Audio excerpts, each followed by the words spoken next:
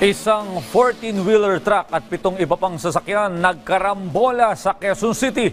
Driver ng truck, pinaghahanap pa matapos tumakas habang sinusuri sila ng medical team. Si Isaiah Mirafuentes sa detalye. Basag ang windshield at sumampa pa sa Center Island ang 14-wheeler truck na ito.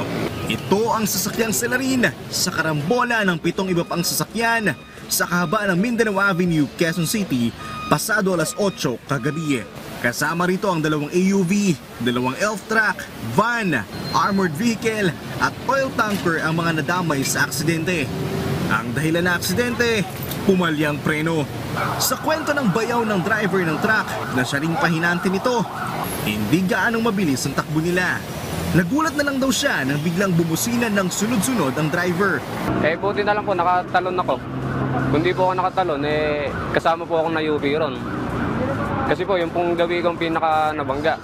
Galing Bulacan ang truck na magdi-deliver lang sana ng mga feed sa Cavite. Lumagabak po ako Tsaka hindi ko na rin po kasi po, nung pagkabangga po dito sa may pinakaunang nabangga namin, bumikit na lang po ako.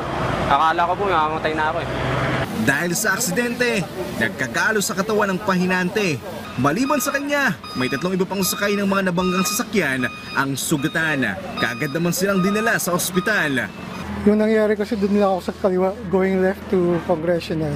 Nakapila lang kami doon. Tapos hanggat sa may narinig kami na parang may nangyayari na sa likod. So bigla na lang kaming tinamaan sa likod. Tinamaan ako. Ako yung pinakaling tinamaan. Tumakas ang driver ng truck habang sinusuri ng mga medical team ang kanyang pahinante. Nagdulot ng mabigat na trapiko ang karambola sa southbound lane ng Mindanao Avenue. Maghahating gabi na nang naalis ang mga nagkarambolang sasakyan.